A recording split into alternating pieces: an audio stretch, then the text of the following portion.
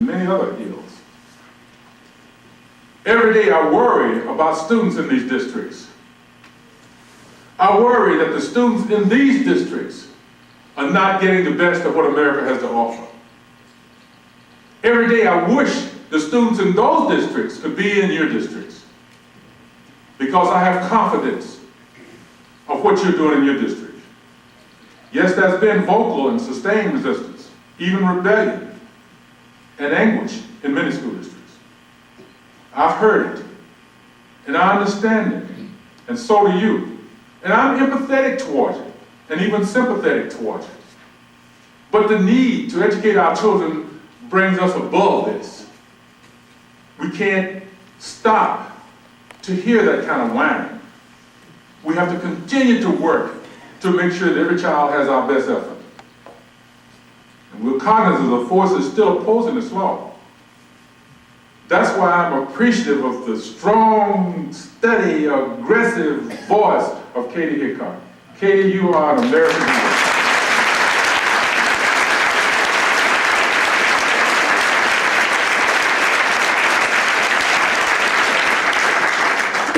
Some claim that we simply need to spend more money on an old system.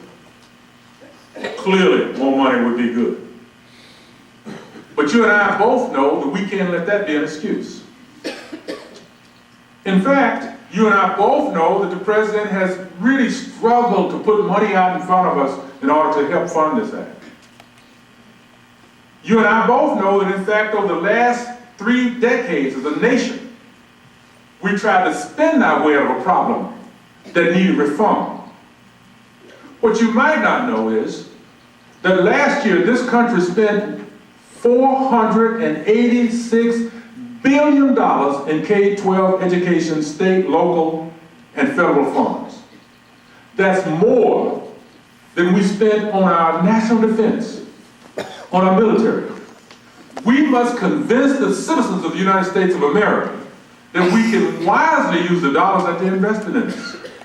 And we can make sure those dollars count. And the public will hear that message and will come forth with more. We've seen it work all across the nation. Surely we know what matters.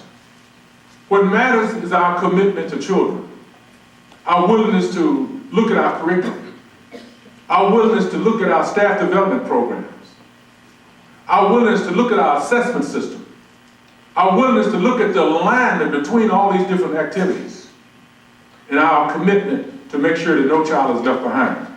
That's what really matters. Sure, we could use more, but we can do this with what we have now. The president has secured the highest level of federal funding in the history of our nation. President Bush and Congress have provided a $3 billion increase in Title I alone. Spending in the first 2 years following passage of the No Child Left Behind Act has increased by 33%. The president sought an additional $1 billion for Title I in fiscal 04. And we're hoping now that the Senate will agree with this and provide this budget to us so we can make these dollars work for children. We believe that this level of funding is adequate. Though we could use more, it is adequate for us to get the job done that the public needs for us to do. In addition, the 04 budget proposed $4.5 billion for teacher-related programs and benefits. That's $2.85 billion in state formula grants to teacher quality. Over $800 million in set-asides for professional development and state grant programs. And an additional $500 million in loan forgiveness and tax benefit for teachers. That's not exactly underfunded. That's not exactly unfunded. Some say we test too much.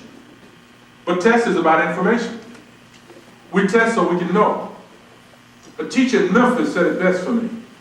She said, I must test my children so I know what they don't learn, don't know, so I know what I can teach them. I'm aware that some people are using the No Child Left Behind as a convenient excuse for a host of other problems. By refusing to work with us, I hope that they will continue to learn, because I believe once they do learn, well, I got a secret about teachers. And that is teachers love children. All teachers love children. And once we convince them that this is best for children, they'll be some of our strongest advocates. There are some who question the specific requirements, like the teacher competencies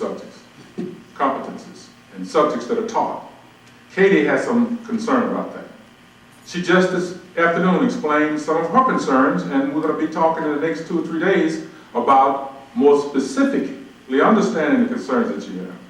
And let me tell you this, Katie, I value your thoughts about these issues.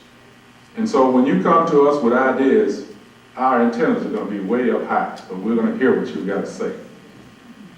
Education is an act of trust. Parents expect educators to perform competently and proficiently. They trust that educators know their subject.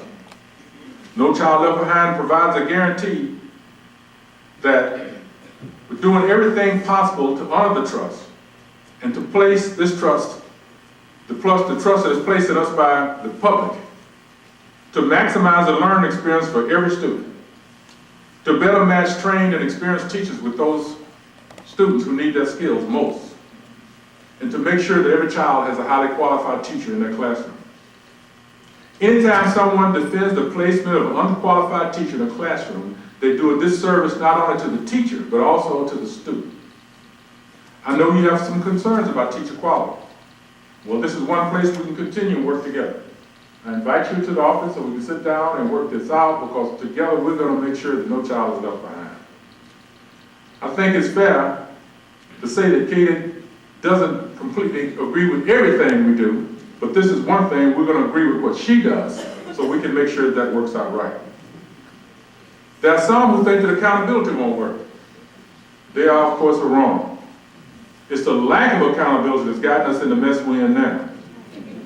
And with accountability, schools have a powerful tool of keeping up with their progress and reporting what they're doing to the public, so the public can see how good you are. Actually, many people have thought that what we're trying to do is not good for public schools, but what we're trying to do is exactly good for public schools. Because I believe that public schools are going to be the heavy lifter when we go into this future, although there will be other delivery systems. Homeschooling is going to continue to grow.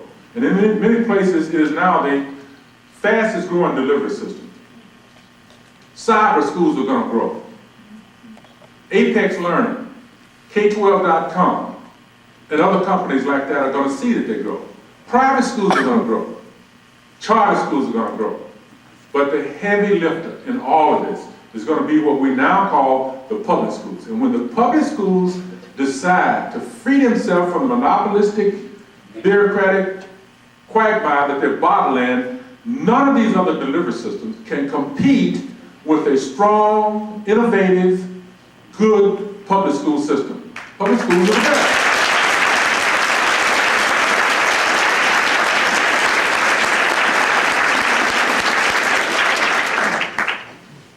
There are some who worry that we placed emphasis on tests, not teaching.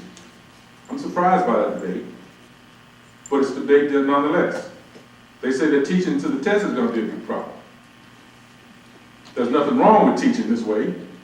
If you're testing what the state says the student needs to learn, and if there's alignment between the teaching and the testing, they're the same thing. You can't distinguish between the two. You can't pull testing out of the idea that we want to set standards, we want to measure against those standards, we want to align the curriculum there, we want to align the staff development, we even would like to align the teacher development programs in the universities to this.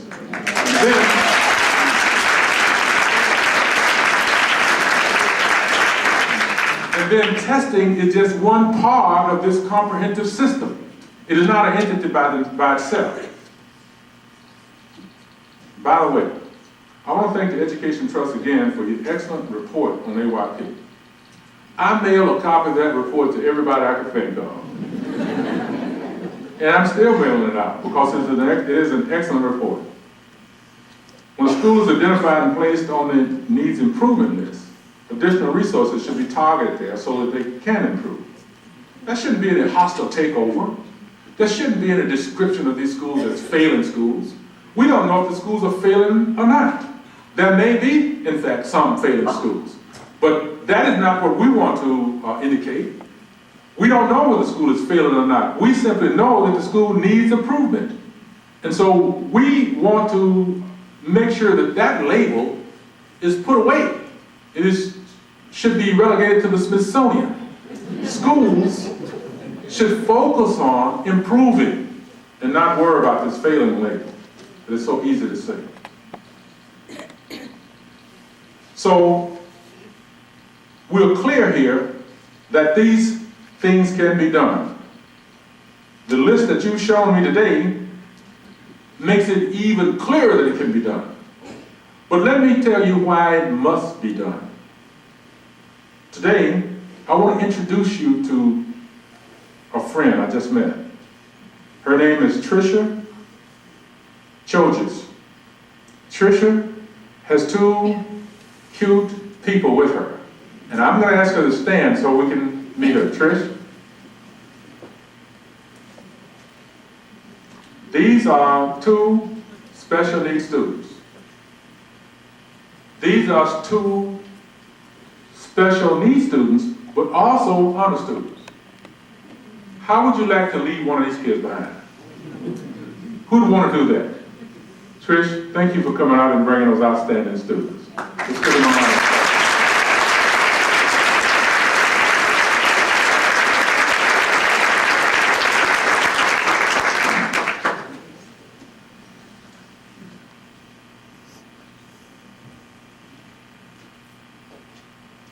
I have kind of an interest in a point I want to make here, and that is this. There are people who believe that we as educators can't do this. I take that personally.